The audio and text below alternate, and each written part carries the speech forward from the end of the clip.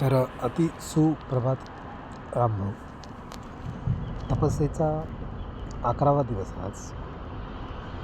आणि आपल्याला कसं होतं की मुंबईपासून येणाऱ्या ज्या राक्षस लहरी असतात त्यांना कंट्रोल करता करता 5 ते 6 दिवस लागतात.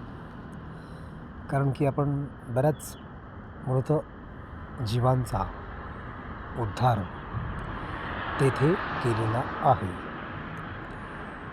मग संजीवनी आणि अजरामर पुरी असलेली ही मोक्षपुरी, भक्तिधामपुरी, अमृत लहरी अशी एक योगनगरी तपस्येसाठी आपण निवडलेली आहे. ओके. तर आज साधारणतः पहाटे आणि सायंकाळी अशा दोन्ही तिथी संध्या रामसंध्या करून आपण ह्या वैशिष्ट्यपूर्ण लेखणीला सुरुवात करत असतो. तर आज स्वामी समर्थांची पहाटे 4:44 कृपा झालेली आहे आपल्यावरती पुन्हा एकदा, जी बालपणी झालेली होती. तर सगळ्यांनाच उपदेश आहे हाच की लेकरांनो, उगाच भ्रमात राहू नका. भ्रम म्हणजे तुम्हाला पैशाचा भ्रम झाला आहे, तुम्हाला ऐश्वर्याचा भ्रम झाला आहे, तुम्हाला काहीतरी वेगळाच भ्रम झाला आहे सगळ्या मानव प्राण्याला. आणि मी गेले कित्येक दिवस तुम्हाला प्रवासाची ट्रॅफिकचे नियम सांगतो, तुम्ही ऐकत नाही कोणच. बरोबर. आता हे अनाठाई असं वागणं प्रत्येक माणसाचं दिसत आहे मला, म्हणून मी हा योग मार्ग काढला आहे. आता आपण सर्व योग याग विधी याने सर्व सिद्धी, अनंत योगीचा योग राणा, विष्णू शिवभोळा देऊन वरदान, तुम्हा केवळ पैसा व वेळ यांना परमेश्वर समजू नका. भारतीय योग केंद्र मी प्रत्येक ठिकाणी राबवू इच्छितो, तरी सर्व CM, सर्व संस्था, ट्रस्ट, मानवी कल्याण केंद्रे, ईश्वरी योग अभ्यास केंद्रे व्हावीत अशी एक सर्वच कार्यकर्त्यांना मी विनंती करत आहे. त्यात RSS, BJP, सर्व CM, सर्व PM आलेच. व सिद्ध महापुरुष तयार झाले की आपोआप लोकसंख्या नियंत्रण होणारच. तापमान उष्मा कमी होणार, पर्जन्यमान सुधारणार, त्याचे नियमीकरण होणार, वासना सम्यक असावी. अति घोर वासनेचा उपयोग प्रत्येक ठिकाणी दिसत आहे मला. कमर्शियल केंद्रांमध्ये ठाई वासना केंद्र चालू केलेत लोकांनी, आणि त्याच्यामुळेच या पृथ्वीचा उद्रेक होत चालला आहे. सम्यक ज्ञान जैन कथा हे तुम्हाला माहिती असेल तर सम्यक चारित्र असावे, सम्यक धनसंचय असावा, जास्त धनसंचय करू नका. तर अशा प्रकारे सोमवार बजरंगवार म्हणजे कालचा सोमवार आणि आज मंगळवार असे दोन्ही वार तुम्हाला बजरंगबलीच्या कृपेने सिद्ध करून दिले. तर याचा घाटकोपर पॉलिटिक्ससाठी जर उपयोग होईल व नवा सुंदर सूर्य मी घाटकोपर वेस्टला उगवणार आहे आता थोड्या दिवसात. आता हे असं बोलण्याचं कारण काय? कारण की रामभाऊने जो प्रकाश, अति दैदिप्यमान प्रकाश सूर्यकुळाचा, अयोध्यापती रामाच्या कुळाचा जो प्रकाश घाटकोपर पश्चिमेला पाडला आहे, तोच प्रत्येक गावामध्ये तयार करण्याचा माझा प्रस्ताव आहे. आणि रामभाऊंना मी बलराम भ्राता का बोलत असतो? कारण की त्याशिवाय माझं श्रीकृष्ण चक्र चालत नाही. बरं. आता पृथ्वी पुन्हा अतिसुंदर बनवीन लेकरांनो. रामप्रहरी रामगाथा तयार केली महायोगी मी स्वतः श्री शरद हरिभाऊ कठारे. तपस्येमध्ये लीन आहे आणि काबाड कष्टाने तुमच्यासाठी नवीन युग घेऊन येत आहे. ते शाळा, कॉलेज, कारखाने, अतिदैदिप्यमान ज्ञानाचे पवाडे असतील, अजर अमर लेखणी असेल, अशी ही देशसेवा मी गेली 2014पासून चालू केली. तर ती 15-16ला जास्त अजर अमर लेखणी चालू झाली आपली.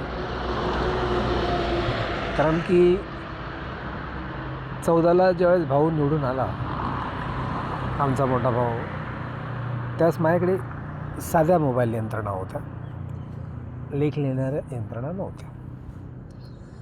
मग लेख लिहिण्याचा जो रामचरित्र मानस रचण्याचा मी प्रस्ताव आखला, तो अतिसंस्कृतमध्ये माझी स्वतःची एक भाषा आहे पालीप्रमाणे. ती अजून मला उज्जैनला मिळाली ती भाषा, पण येत्या काळात ती भाषा मी घाटकोपरला घेऊन येईल. आणि घाटकोपरला भाऊंनी तिकडे जय मल्हार केंद्र, प्रति जेजुरी केंद्र स्थापन याची योजिली. त्याच्यामध्ये होकायंत्रयुक्त असे सूर्यदर्शनी ते शिव मंदिर, जय मल्हार मंदिर असावे, असा मी त्यांना विनंती करत आहे.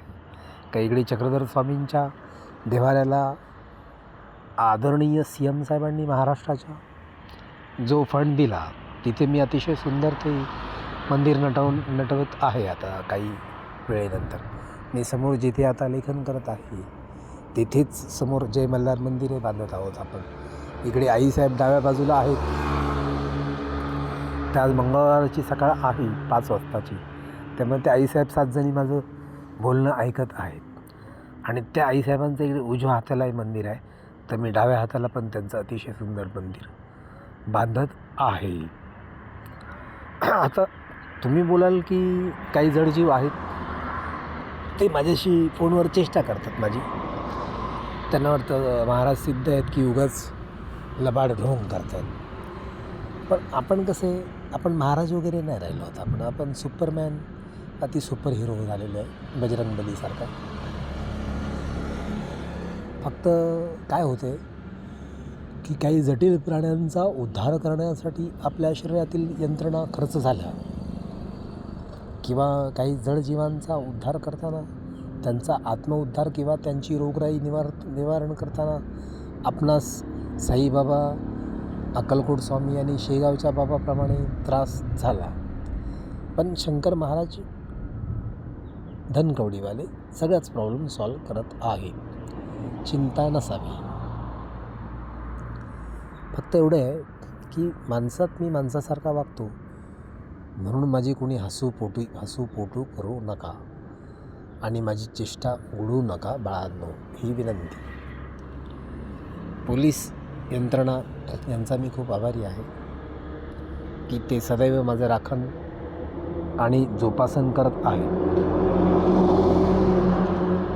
तर महाराष्ट्र आणि गुजरात पोलीस आणि इतर सगळ्या राज्यातील पोलीस यंत्रणेला मी खूप खूप आभार व्यक्त करतो.